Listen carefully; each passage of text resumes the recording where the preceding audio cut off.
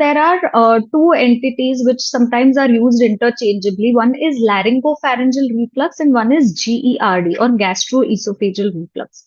So laryngopharyngeal reflux is when the refluxate or the contents from the stomach are some way carried to the larynx or the airway. Whereas gastroesophageal reflux is the stomach contents coming into the esophagus. Now LPR why is it so important? Because normally the larynx or the airway is lined with an epithelium which is not supposed to be exposed to the acid, because esophagus is lined by a tougher epithelium. It's lined by stratified squamous epithelium, which is quite tough and it can tolerate some amount of acid. But the larynx cannot tolerate acid even for few seconds. So even an exposure of 30 seconds to the acid leads to really bad symptoms to the patient. So these are the two different terms that we deal with, and laryngopharyngeal reflux patients will typically present with change in voice to the OPD. Okay, so they will have change in voice. They will have difficulty in swallowing, which is also known as pseudo dysphagia. They will come with chronic dry cough, sometimes even like spasm. So they have a choking sensation. They keep coughing like really bad, violent cough with a choking sensation. So these are the typical symptoms of LPR. They may not classically have a burning sensation in the stomach or a burning sensation in the chest. Basically, GERD, as I said, it's the refluxate or the stomach contents from the stomach coming into the esophagus. The stomach contents also should not be coming into the esophagus as a backflow, but sometimes about less than 5% of the stomach contents coming into the esophagus is still considered acceptable.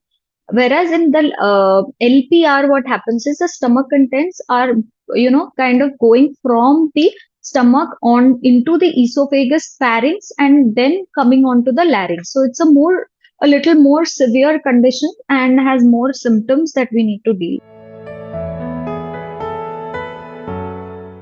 Patients will typically come with, mainly change in voice and a very chronic cough, and they have been taking all sorts of antibiotics, cough syrups, and just not getting cured with the cough. These are typically classical symptoms. Also, they'll say that when they lie down, the cough is more. So that is also something which directs you to understanding that this could be LPR. So the cause of LPR, the stomach content coming up. So sometimes what happens is there's a sphincter which is at the lower end of the esophagus, which prevents the acid itself from coming from the stomach onto the esophagus and further into the pharynx and larynx. So if this sphincter is not functioning properly, that is, if the patient has something known as hiatus hernia or the stomach, a part of the stomach coming up into the chest cavity, or some problem in the sphincter. So this is what mainly leads to reflux, either GERD or LPR, both for that matter. Also, depending on the patient's lifestyle also. Main sign that the patient should look for is a cough which is not going and a change in voice. These are the two very classical symptoms with sometimes, a feeling that something is stuck in the throat, that there's something sitting in the throat and you are unable to clear that. You keep on this kind of a thing. They have repeated throat clearing. So these are the symptoms which the patient should look for. And when you visit a doctor, so the doctor also diagnoses this condition depending on the clinical symptoms that the patient is giving. Then we do something known as a laryngoscopy or a rigid laryngoscopy, wherein we look for some features like some findings on the images that are seen. So we typically look for, erythema or inflammation of the larynx. There is swelling of the vocal cords. Sometimes there is thick mucus, thick endolaryngeal mucus, what we call.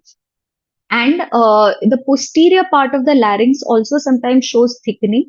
There might be some, granulation, some extra tissue that is seen there. So these are the findings. Although these are not, only seen in LPR, but if we can correlate the symptoms along with these findings, then we can arrive at the diagnosis. And apart from that, there are few tests also, which if you are not sure, you can also, subject the patient to these tests like pH monitoring, then looking for impedance of the esophagus, and also at times, if there is dysphagia, that is obstruction to swallowing, then you can go in for a video fluoroscopy or a barium swallow.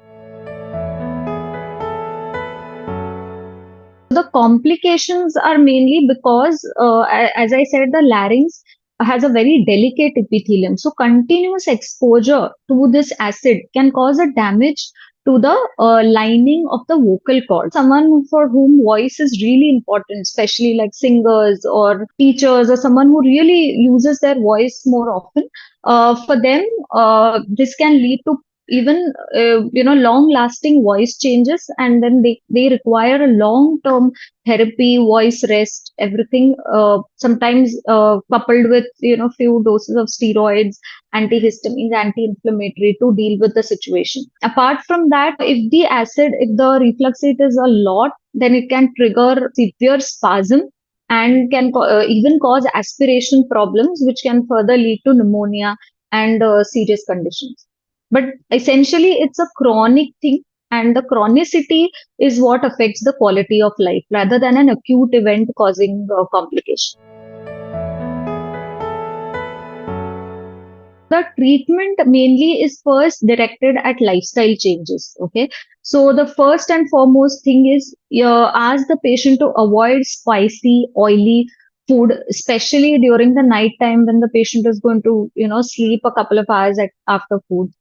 Then avoid tea, coffee, any caffeinated beverages, carbonated beverages. If the patient is smoking, complete abstinence from smoking is required. So these are the classical things that we tell the patient. Apart from that, the patient has to maintain a couple of hours of gap between the dinner and sleep. So we instruct them not to sleep immediately after having food, whether if it's a short nap or it's a night sleep. Apart from that, we start the patient on PPIs or proton pump inhibitors, which are given as a long-term therapy, usually about, sometimes from 3 to 6 weeks. The patient is on proton pump inhibitors. We also at times add a syrup, helps to protect the mucosa. So it prevents damage to the mucosa, especially in GERD cases. Apart from that, we also tell the patient to sleep in the left lateral position, as even for sleep apnea, it's a good position. And for LPR also, it's a better position. And try to raise the head end of the bed. So avoid a supine position wherein the patient sleeps on the back. That kind of position should be avoided. So for LPR, we look for a surgical option only when all the other options are exhausted.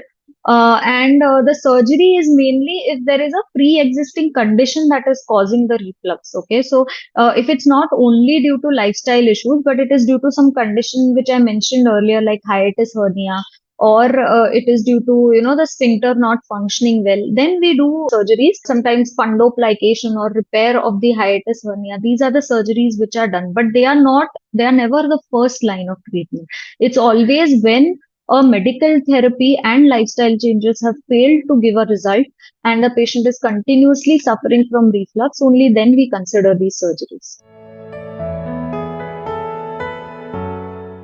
Prevention of LPR, what from the patient's point of view, I think what you can do is whatever lifestyle modifications we mention, if you follow that, like limit your tea and coffee. Even if you don't have reflux now, if you limit your tea and coffee, increase your water intake to say about 2.5 to 3 liters in the day. Do not have a lot of water at once. Divide your water intake throughout the day.